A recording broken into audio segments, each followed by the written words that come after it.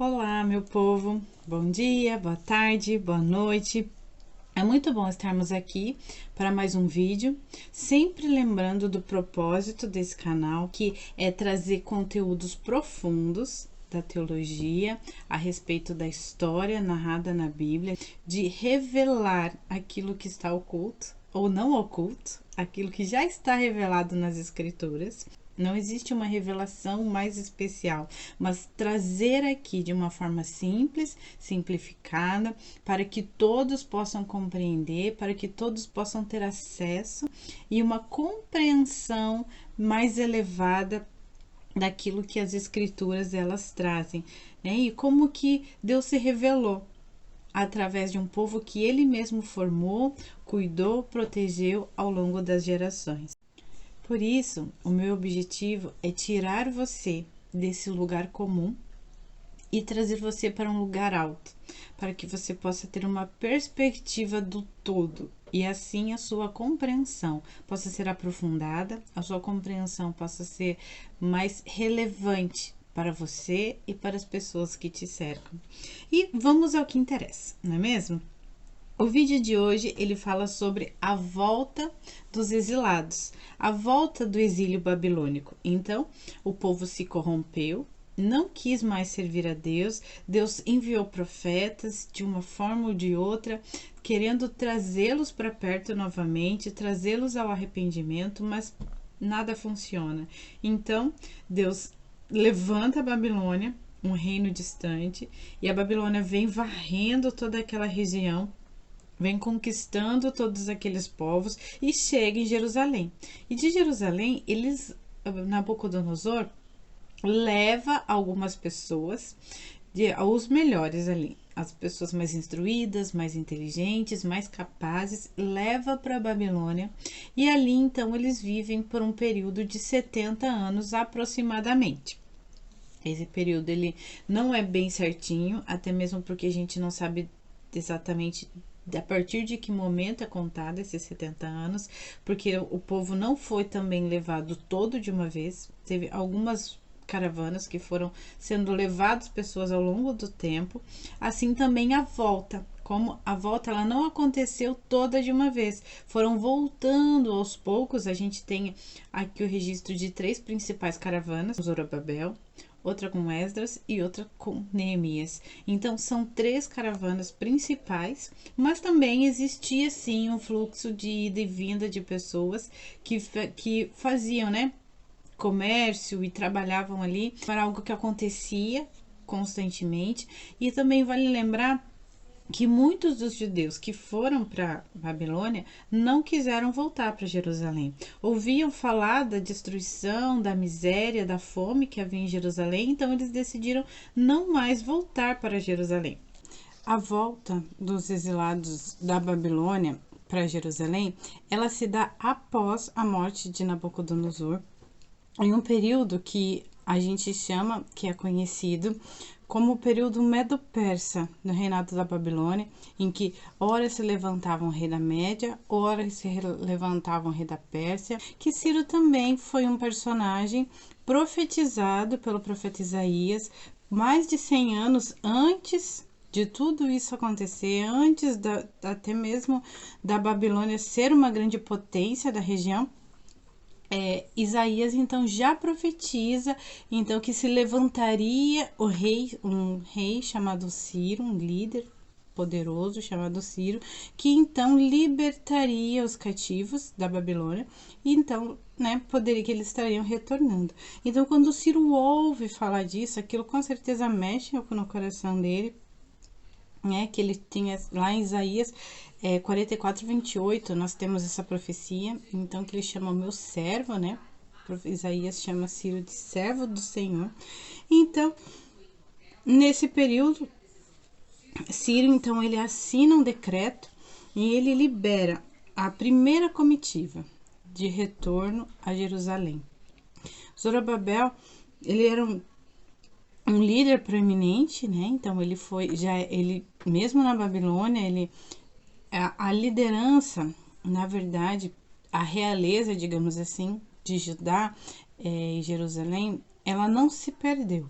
no período em que eles ficaram esses 70 anos ali exilados. Então eles tinham ainda um sacerdócio, eles tinham ainda preservado essa linhagem, a linhagem, né, do rei, a linhagem ali de Davi, né? Então eles preservaram isso, que quando Zorobabel ele chega com a comitiva dele lá em Jerusalém, então eles enfrentam uma forte oposição da liderança política da região, que não eram necessariamente os judeus que ficaram, porque a gente tem que lembrar que os judeus que ficaram em Jerusalém, eram os pobres, os desvalidos, as pessoas que tinham pouca instrução, sofreram muito com as guerras, que ainda houve muita guerra. Então, quem não morreu na guerra, morreu de doença, e quem não morreu de doença, morreu de fome. Então, ficou um número muito reduzido de pessoas que não tinham instrução, que não tinha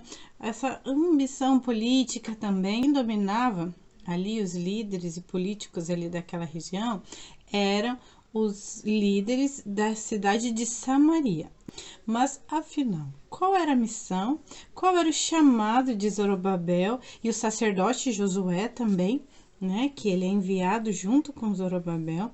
Qual era o chamado? Qual era a missão dessa primeira comitiva que chega ali em Jerusalém? A primeira comitiva que sai da Babilônia para Jerusalém, eles saem de lá com a missão, né, de reconstruir o templo de Jerusalém, o templo de Salomão.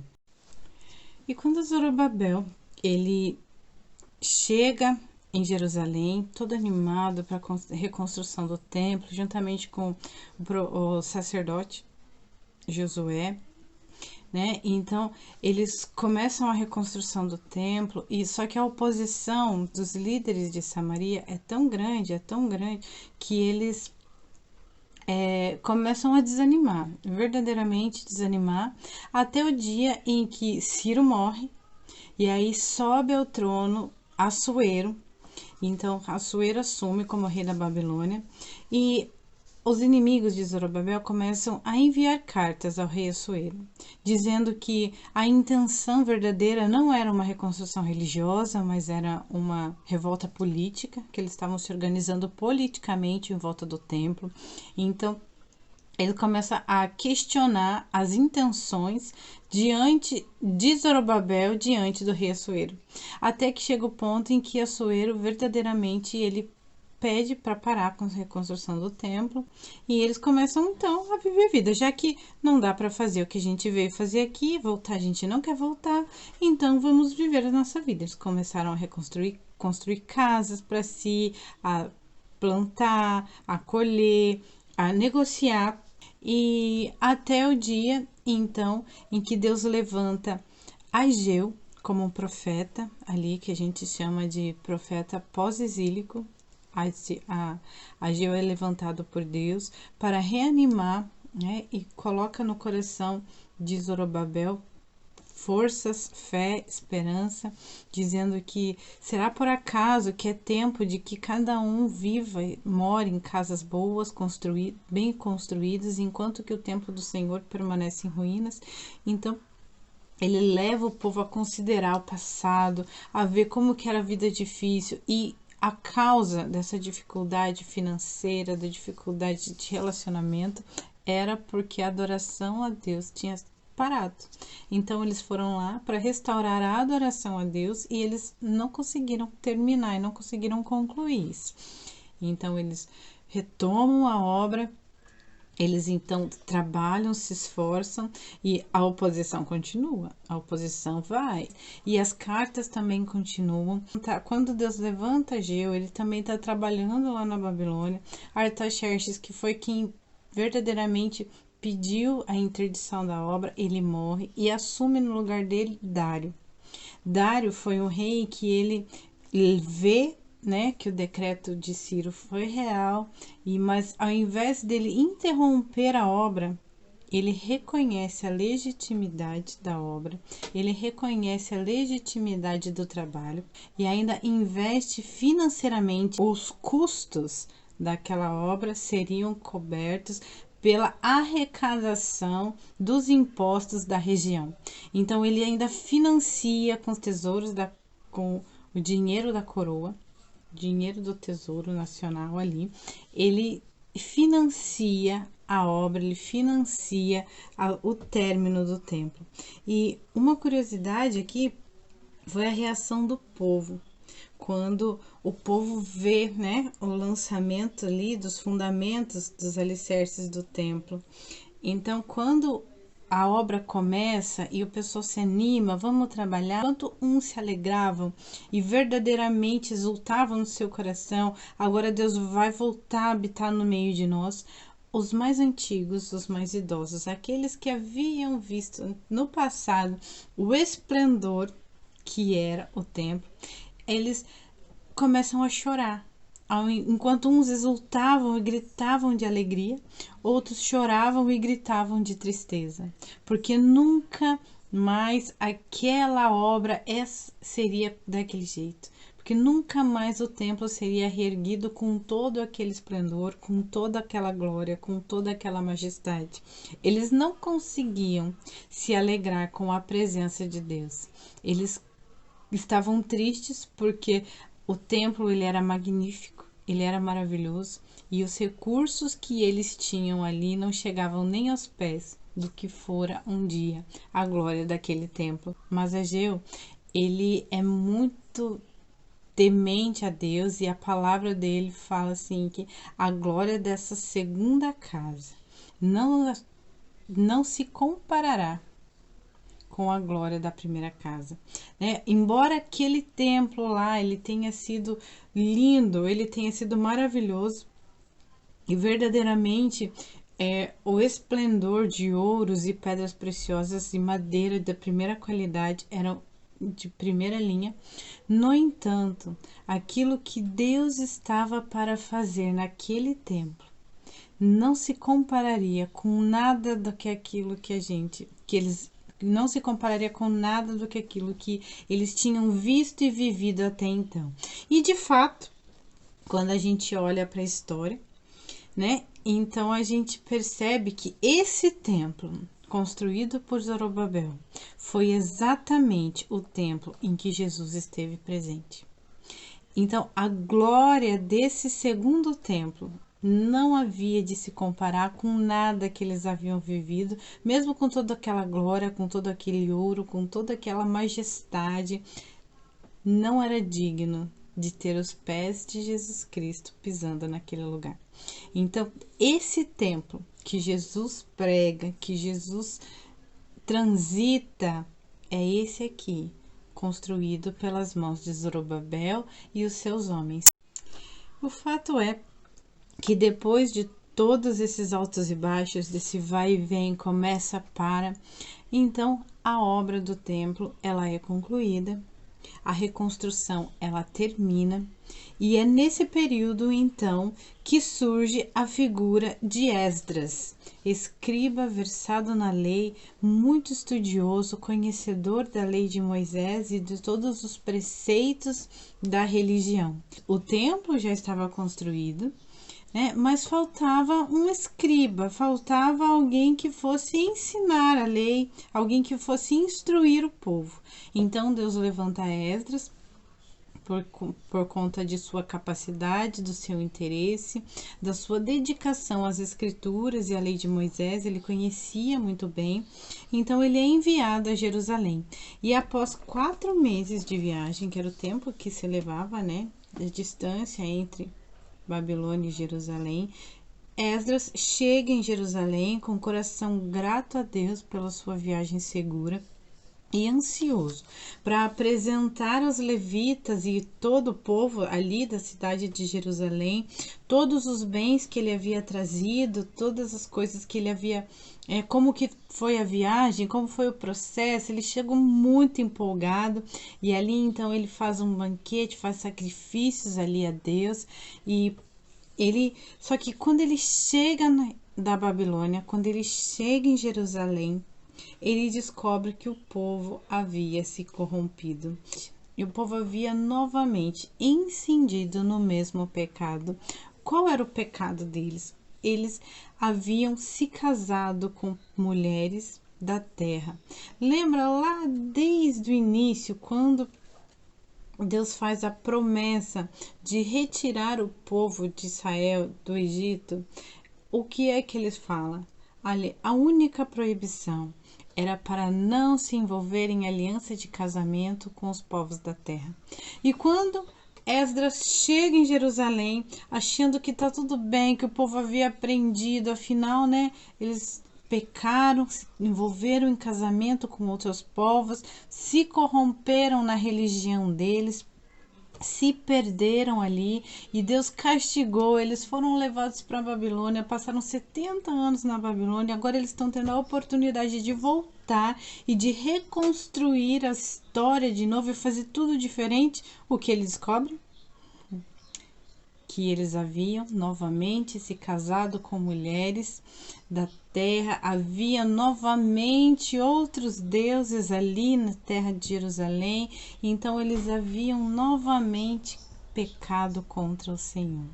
E é quando Esdras ele fica tremendamente triste, tremendamente decepcionado com o povo, então reúne o povo e conversa com eles, e ele consegue trazer ao coração do povo temor novamente. E o livro termina com os homens da terra despedindo suas mulheres estrangeiras, despedindo ali os filhos também, né? Então eles se voltam para o Senhor em arrependimento, então eles mandam as esposas embora e ali começa um novo período da história de Jerusalém. O que antes eles eram levianos e eles, né, não tinham esse cuidado com a pureza da religião, então eles iniciam um novo processo, aí a radicalização completa. Então, nesse período também, após esses acontecimentos, aqui a gente tem os rudimentos ali do que seriam as chamadas seitas judaicas, né? Que seriam os escribas, os fariseus, os saduceus. Então, eles começam a nascer esse radicalismo religioso, ele começa a despontar nesse período aqui, em que Esdras leva o povo ao arrependimento e a desfazer casamentos, né, com outros povos, e aqui então eles iniciam um radicalismo religioso. Mas para esse momento isso era extremamente importante. Então, às vezes a gente tem a ideia, né, de que os escribas, os fariseus, os saduceus, eles eram pessoas totalmente ruins, mas para esse período aqui eles foram extremamente necessários. Então eles verdadeiramente purificaram os judeus e trouxeram esse senso de comprometimento, de compromisso da religião. Assim, terminada a reconstrução do templo, o serviço de Zorobabel é concluído, a tarefa de Zorobabel é concluída. Então, vem Esdras e restaura a adoração, a fidelidade a Deus e o estudo da lei de Moisés de uma forma sistemática. Então, ele traz esse renovo espiritual.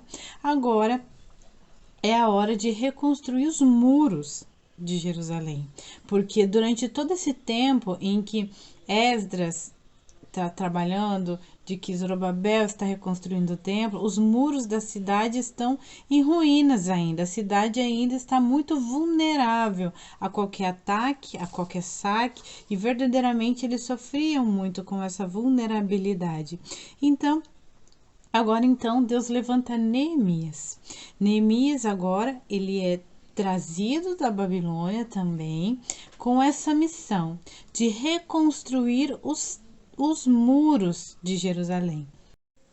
E logo no início ali do livro de Neemias, a gente consegue compreender um diálogo de Neemias com um daqueles que voltaram, né, de Jerusalém para a Babilônia. Então ele tem uma conversa, ele pergunta como é que estava o povo que conseguiu escapar.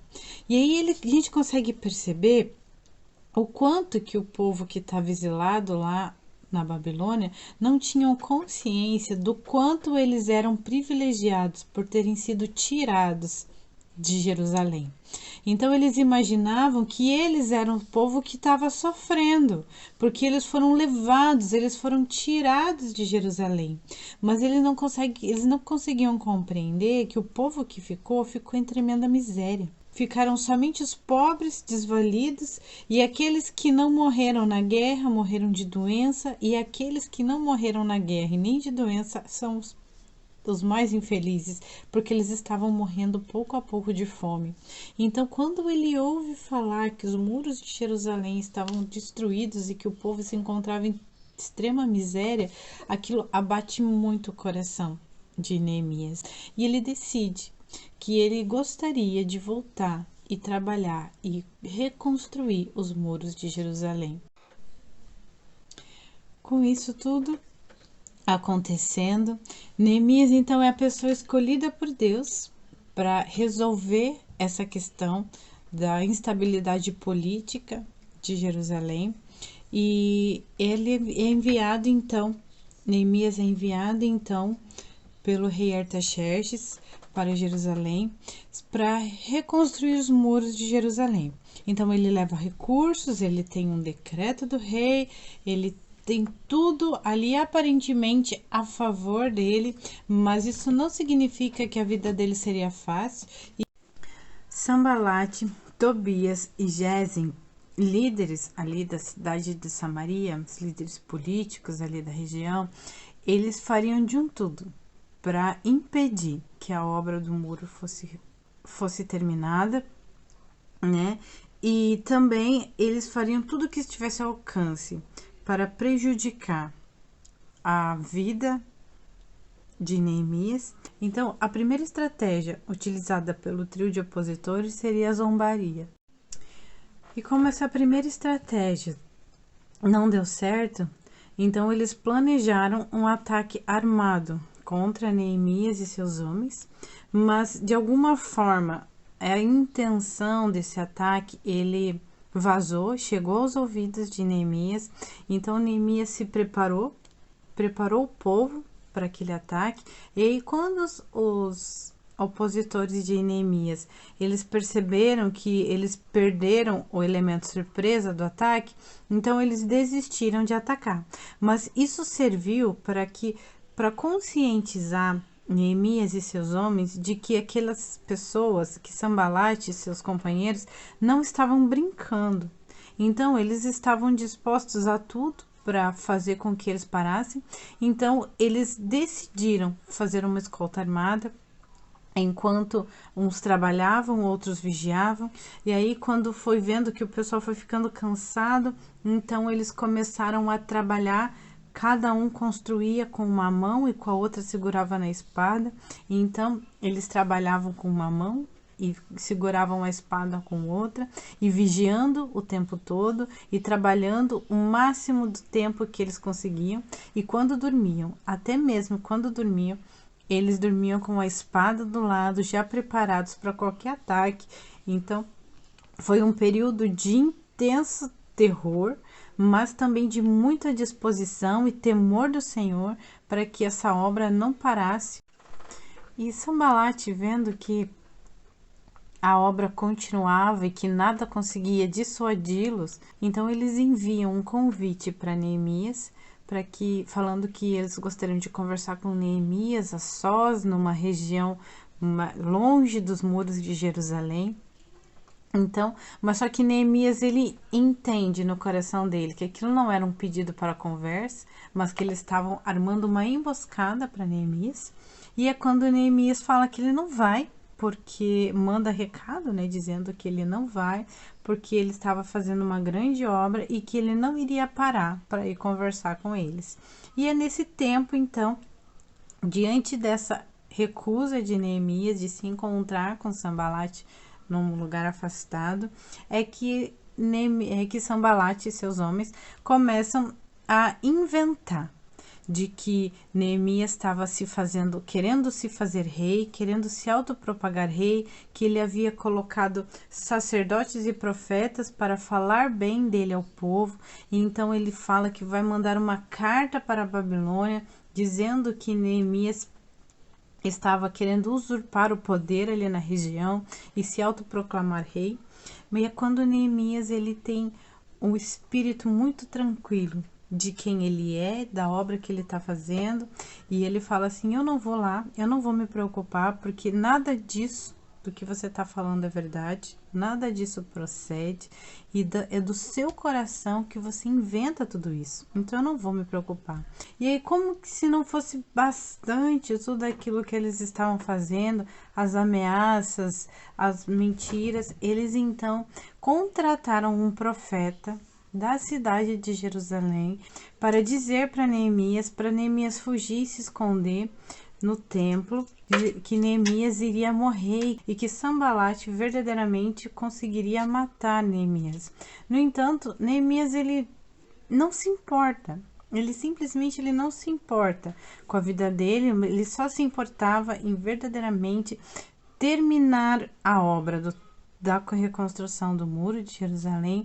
Então ele não ouve esse profeta, e aí então mais tarde ele entende, ele compreende que esse profeta ele foi contratado por Sambalate para causar temor ao coração de Neemias.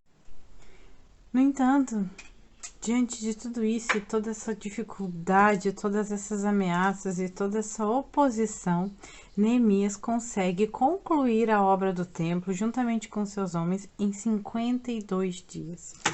E após o término dessa obra, então é que se inicia na história verdadeiramente de Jerusalém um novo templo, né? Uns 100 anos a partir de Neemias, mais ou menos, aproximadamente uns 100 anos depois de Neemias, vem o profeta Malaquias, e a hora que termina a vida e ministério de Malaquias, Jerusalém entra num período do que é chamado do silêncio de Deus. Então, depois de Malaquias, não existe mais, assim diz o Senhor. Deus não se revela mais pessoalmente a ninguém. Então é um período de 300 anos em que Deus ele silencia.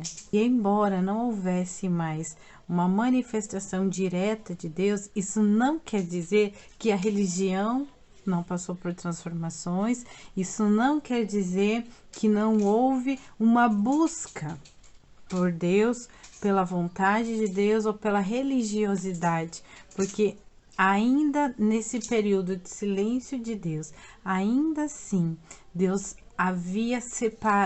estava separando aquelas pessoas escolhidas por Ele, fiéis a Ele, para levar a obra de Deus adiante, para levar a profundidade, para levar a fidelidade de Deus. Então, é a partir desse povo que vive nesse silêncio de Deus, né, que surge Maria, que surge José, que surge Isabel, mãe de João Batista, né? Então aqui esse período tão conturbado e tão difícil, deficiente até de revelações diretas de Deus, nasce nesse período pessoas muito especiais ainda e muito fiéis a Deus, ainda nesse período de silêncio. E assim nós terminamos esse vídeo, e também essa série de vídeos ela se encerra aqui, que fala, essa série de vídeos tratou da história narrada no Antigo Testamento sob a perspectiva da promessa de Deus. Então a gente passou por todos os períodos da história de Israel até aqui a volta do povo de Israel do exílio babilônico. Eu espero que tenham gostado dessa série de vídeos. Qualquer coisa, estou sempre à disposição para perguntas. Deixe aqui nos comentários sua dúvida, seu questionamento, aquilo que você gostaria de saber, ideias também para os próximos vídeos. E que Deus os abençoe e até a próxima.